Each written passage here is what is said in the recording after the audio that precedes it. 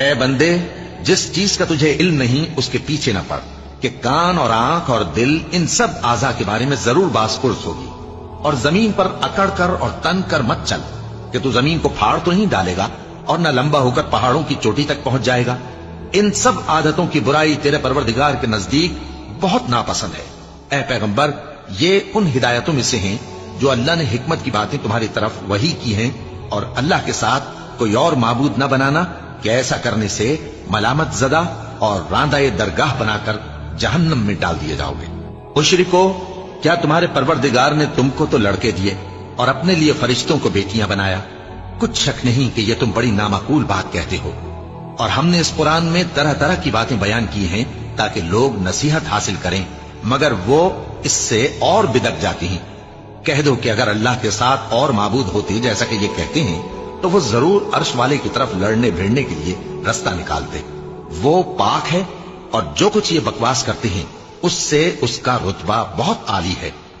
ساتوں آسمان اور زمین اور جو لوگ ان میں ہیں سب اسی کی تسبیح کرتے ہیں، اور مخلوقات میں سے کوئی چیز نہیں مگر اس کی تعریف کے ساتھ تسبیح کرتی ہے،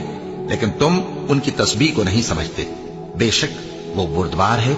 غفار ہے۔ اور اے نبی، جب تم قرآن پڑھا کرتے ہو تو ہم تم میں اور ان لوگوں میں جو آخرت پر ایمان نہیں رکھتے چھپا ہوا پردہ یعنی حجاب ڈال دیتے ہیں، اور ان کے دلوں پر بھی پردے ڈال دیتے ہیں کہ اسے سمجھ نہ سکیں، اور ان کے کانوں میں ثقل پیدا کر دیتے ہیں۔ اور جب تم قرآن میں اپنے پروردگار یکتا کا ذکر کرتے ہو تو وہ لوگ بدک جاتے ہیں اور پیٹ پھیر کر چل دیتے ہیں۔ یہ لوگ جب تمہاری طرف کان لگاتے ہیں تو جس نیت سے یہ سنتے ہیں ہم اسے خوب جانتے ہیں، اور جب یہ سرگوشیاں کرتے ہیں یعنی جب ظالم کہتے ہیں کہ تم تو ایک ایسے شخص کی پیروی کرتے ہو جس پر جادو کیا گیا ہے، دیکھو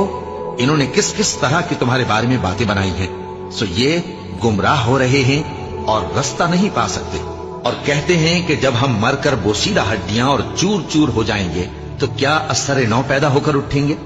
حضور نے فرمایا کہ 3 لوگ ایسے ہیں، اگر وہ لوگ دعا کے لیے ہاتھ اٹھا دے تو اللہ تعالیٰ ان کی دعا کو فوراً قبول کر دیتا ہے،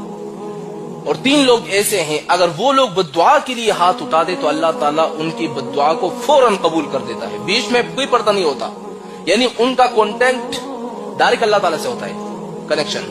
بیچ میں کوئی پردہ نہیں ہوتا۔ اب وہ 3 لوگ کون سے ہیں ذرا آپ غور کریں، اگر آپ کے گھر کے اندر وہ 3 لوگ موجود ہے تو خدا کے واسطے ان سے دعا لے لو، بددعا کبھی نہیں لینا۔ اگر بددعا لے لی تو میں نے آپ سے کہا کہ ان کا کنیکشن ڈائریکٹ اللہ تعالیٰ سے ہوتا ہے، بیچ میں کوئی پردہ نہیں ہوتا، فوراً دعا قبول ہو جاتی ہے، فوراً بددعا قبول ہو جاتی ہے۔